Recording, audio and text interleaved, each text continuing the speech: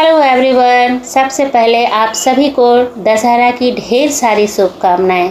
आज मैं आप सभी के साथ मेरे घर में बनने वाली दशहरा स्पेशल रेसिपी शेयर करने वाली हूं, जो कि एकदम इजी है, एकदम माउथ मेल्टिंग है। तो चलिए बनाना शुरू करते हैं। उससे पहले एक रिक्वेस्ट है, रेसिपी अगर अच्छी लगती हो तो लाइक ज़रूर से किया कीजिए और शेयर भी कर दिया कीजिए। तो चलिए सबसे पहले हम यहाँ पे बनाएंगे पुए का बैटर। तो मिक्सिंग बाउल में यहाँ पे 2 कप गेहूं का आटा लिया है मैंने, आधा कप सूजी लिया है बारीक वाली। अब यहाँ पे 1 कप चीनी ले रही हूँ। चीनी की जो मिठास है वो आप अपने अकॉर्डिंग एडजस्ट कीजिएगा, कम या ज़्यादा आप अपने टेस्ट के अकॉर्डिंग कर लीजिएगा। अब यहाँ पे नारियल का गोला, सूखा नारियल का गोला बारीक काट करके डाल दिया है। अब यहाँ पे उखली लेंगे और यहाँ पे 1 चम्मच सौंफ और 2 छोटी इलायची डालेंगे।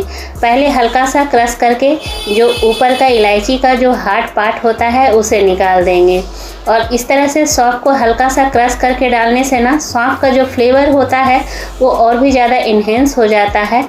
तो यहाँ पे पहले इलायची के छिलके को हटा लेते हैं, उसके बाद हल्का सा सौंफ को और इलायची को क्रश कर लेंगे। मैंने यहाँ पे ड्राई फ्रूट में सिर्फ नारियल के गोले का इस्तेमाल किया है, जो कि पुआ में बहुत ही अच्छा लगता है। सौंफ और इलायची का फ्लेवर बहुत अच्छा लगता है। आप चाहें तो ड्राई फ्रूट को बारीक चॉप करके डाल सकते हैं। तो यहाँ पे सारी चीज़ों को पहले हमें इस तरह से मिक्स कर लेना है। मिक्स करने के बाद यहाँ पे 1 कप दूध ले रही हूँ। ये रूम टेम्परेचर पर दूध है, पहले से उबला हुआ है। अब यहाँ पे 1 कप दूध डाल दिया है, दूसरा कप लिया है लेकिन आधा ही डाला है। पहले चेक करेंगे कि और ज़रूरत पड़ेगी कि नहीं पड़ेगी। मैं यहाँ पे दूध में पुए को घोल रही हूँ। आप चाहें तो पानी में भी घोल सकते हैं या आधा दूध या आधा पानी का इस्तेमाल कर सकते हैं, लेकिन दूध में घोल देने से ना थोड़ा सा रिचनेस पुआ का वो बढ़ जाता है। तो आधा कप बचा के रखा था वो भी डाल दिया, लेकिन मुझे लगता है दूध की ज़रूरत और पड़ेगी। तो यहाँ पे 1 कप मैंने फिर से लिया है और यहाँ पे आधा कप डाल दिया है, आधा बचा के रखा है और अब दूध की ज़रूरत नहीं पड़ेगी। यानी कि 2 कप गेहूं के आटे में और आधा कप सूजी में मैंने यहाँ पे 2.5 कप दूध का इस्तेमाल किया है। अब कंसिस्टेंसी जो है पुए की वो एकदम परफेक्ट है। अब इसे ढक करके रेस्ट होने के लिए छोड़ देंगे ताकि जो चीनी है वो डिज़ोल्व हो जाए अच्छी तरह से। अब यहाँ पे सब्जी की तैयारी कर लेते हैं। तो यहाँ पे मैंने 500 ग्राम जिमीकंद लिया है। ये जिमीकंद जो है ना हाथों में खुजली नहीं करता। कई जिमीकंद ऐसे होते हैं जिसे आप काटो या छीलो तो हाथों में बहुत ज़्यादा खुजली होने लगती है। ये बिल्कुल खुजली नहीं करती है, मतलब ईचिंग नहीं होती, इसलिए मैंने हाथों में सरसों का तेल नहीं लगाया है। अगर आपके पास जिमीकंद ऐसा हो जो हाथों में ईचिंग करता हो तो आप सरसों का तेल ज़रूर से लगा लीजिएगा या फिर ग्लव्स पहन लीजिएगा। तो यहाँ पे मैंने जिमीकंद को छील लिया है अच्छी तरह से छील लेंगे ताकि मिट्टी ना रहे, क्योंकि जिमीकंद जो है ज़मीन के अंदर रहता है तो उसमें काफ़ी मिट्टी लगी हुई होती है। अब क्या होता है ना, बचपन से हमारे घर में मैंने यही देखा है कि दशहरा के दिन माँ पुआ और जिमीकंद बनाती थी। कई घरों में कटहल की सब्ज़ी भी बनती है। जो वेजिटेरियन है जिमीकंद और कटहल बनाते हैं, जो नॉन वेजिटेरियन है वो अपने पसंद के अनुसार नॉन वेज बनाते हैं। तो यहाँ पे मैंने जिमीकंद को अच्छी तरह से बड़े बड़े थोड़े टुकड़े में काट लिया है। अब इसे साइड कर देंगे। अब इसे मसालों की तैयारी कर लेते हैं। तो गैस ऑन करके पैन गरम होने के लिए चढ़ा दिया। 1 चम्मच साबुत धनिया लिया है, आधा छोटा चम्मच जीरा लिया है, आधा छोटा चम्मच सौंफ लिया है, 10 से 12 काली मिर्च लिया है। अब इन मसालों को हमें लो फ्लेम पे अच्छी तरह से भून लेना है। तो इस तरह से मसालों को रोस्ट करके हल्का सा दरदरा क्रश करके जिमीकंद की सब्ज़ी बनाने से ना इसका फ्लेवर बहुत अच्छा लगता है। इसके आगे मेरे ख्याल से नॉनवेज भी फेल है। तो यहाँ पे हल्का हल्का क्रश कर लेंगे, ज़्यादा बिल्कुल फाइन पाउडर नहीं बनाएंगे। आप चाहें तो ग्राइंडर में डाल करके पल्स मोड पे ऑन ऑफ करते हुए हल्का सा दरदरा कूट लीजिएगा। तो यहाँ पे मैंने मसालों को भी हल्का दरदरा कूट लिया है। अब इसे भी साइड करेंगे। अब गैस ऑन करके कुकर गर्म होने के लिए चढ़ाएंगे। उसके बाद इसमें 3 चम्मच सरसों का तेल डाल रही हूँ मैं। सरसों के तेल को पहले अच्छी तरह से गर्म करेंगे। उसके बाद दालचीनी का छोटा टुकड़ा, 1 बड़ी इलायची, 5 लौंग, आधा छोटा चम्मच जीरा और हींग डाल देंगे। लो फ्लेम रखते हुए इन मसालों को कुछ सेकंड भून लेंगे। उसके बाद यहाँ पे 2 मीडियम साइज़ का प्याज डाल दिया है मैंने। अब प्याज को हमें तब तक भूनना है जब तक कि प्याज में सुनहरा कलर ना आ जाए, और फ्लेम को मैंने इस वक्त मीडियम रखा है। तो यहाँ पे प्याज में हल्का सा सुनहरा कलर आ चुका है। तो बस अब इसी स्टेज स्टेज पे 1 चम्मच लहसुन, अदरक और मिर्च का पेस्ट डाल देंगे। जब लहसुन, अदरक, मिर्च का पेस्ट डालेंगे तो फ्लेम को लो कर देंगे और 2 मिनट तक इन मसालों को हमें प्याज के साथ भून लेना है। उसके बाद 2 मीडियम साइज़ के टमाटर डाल दिए हैं हमने। उसके बाद स्वाद अनुसार नमक डाल दिया है। नमक डालने के बाद सारी चीज़ों को अच्छी तरह से मिक्स करेंगे और ढक्कन लगा करके तब तक पकाएंगे जब तक कि टमाटर पूरी तरह से सॉफ्ट ना हो जाए, और बीच बीच में चलाते भी रहेंगे। तो यहाँ पे ढक्कन हटा रही हूँ। टमाटर चूँकि बहुत अच्छी तरह से सॉफ्ट हो चुका है, चम्मच से दबाने पर टमाटर जो है वो अच्छी तरह से दब रहा है। तो बस अब इस स्टेज पे क्या करना है, जो हमने जिमीकंद काट करके धो करके रखा है उसको डाल देना है। उसके बाद जो हमने मसाले रोस्ट करके कूटे थे उसको डाल दिया है, पूरा ही डाला है मैंने। आधा छोटा चम्मच हल्दी डाल दिया है, 1 चम्मच कश्मीरी लाल मिर्च डाला है, यहाँ पे 1 चम्मच सब्जी मसाला। मैं यहाँ पे अपनी पसंद की सब्जी मसाला का इस्तेमाल कर रही हूँ। आप चाहें तो आपको जो पसंद है वो सब्जी मसाला डाल दीजिए, या फिर किचन किंग मसाला है तो वो डाल दीजिए। सारी चीज़ों को अच्छी तरह से मिक्स करते हुए हमें ढक करके जिमीकंद को 5 मिनट तक पकाना है।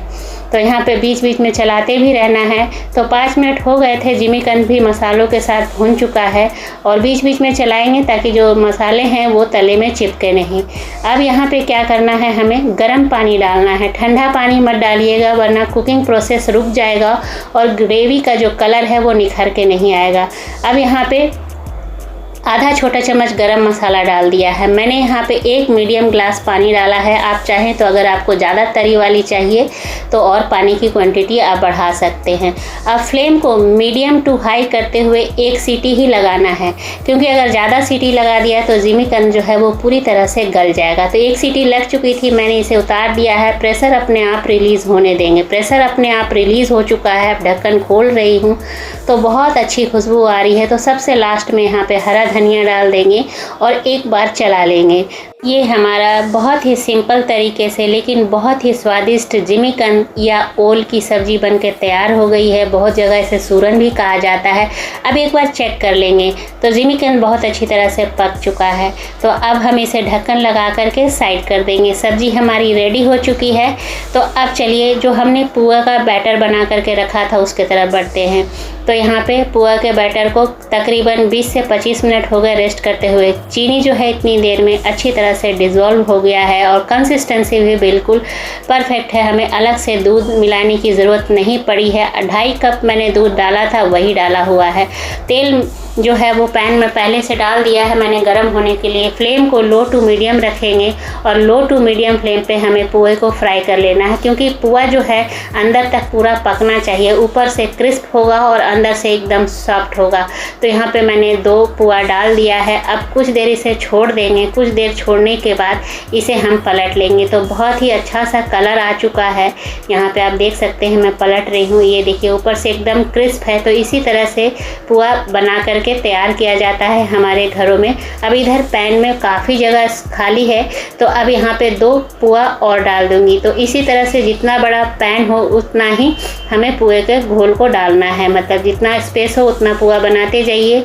आप कोशिश कीजिए पुआ बनाते समय कि चौड़े मुंह वाले पैन का इस्तेमाल करें। इससे क्या होगा ना कि एक बार में आप 3 या 4 पुआ बना के तैयार कर सकते हैं। ऐसा आपका समय भी कम लगेगा और बन के भी तैयार हो जाएगा। कढ़ाई में आप एक बार में 1 ही पुआ डाल पाओगे, लेकिन इस तरह से चौड़े मुंह के पैन में आप 3 या 4 पुआ एक बार में फ्राई कर सकते हो। तो यहाँ पे मैंने आटे का पुआ बनाया। आप चाहें तो पूरा मैदा का इस्तेमाल कर सकते हैं या फिर आधा आटा आधा मैदा का इस्तेमाल कर सकते हैं। तो इस तरह से हल्का सा दबा देंगे तो जो भी एक्स्ट्रा ऑयल होगा वो पैन में ही गिर जाएगा। और इसी तरह से हमें सारे पुए को फ्राई कर लेना है। तो आपके यहाँ दशहरे में क्या बनाया जाता है मुझे कमेंट करके ज़रूर बताइएगा, मुझे बहुत अच्छा लगेगा। तो एक एक करके मैंने इस तरह से सारे पुए को फ्राई कर लिया है।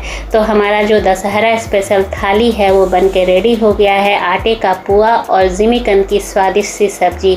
तो बस देरी किस बात की है, फटाफट प्लेटिंग किया जाए और इन्जॉय किया जाए। आप भी बनाइए अपने अपने घरों में और इन्जॉय कीजिए। बहुत ही सिंपल है लेकिन बहुत ही ज़्यादा टेस्टी है ये सब्ज़ी। तो उम्मीद करती हूँ आज की ये जो रेसिपी है आप सभी को बहुत पसंद आई होगी। तो अब मैं क्या करती हूँ ना, एक पुआ तोड़ के दिखाती हूँ। ये ऊपर से एकदम क्रिस्प है और अंदर से एकदम सॉफ्ट है। आप देख सकते हैं, तोड़ने पे पता चल रहा होगा। और इस तरह से आप इंजॉय कीजिए।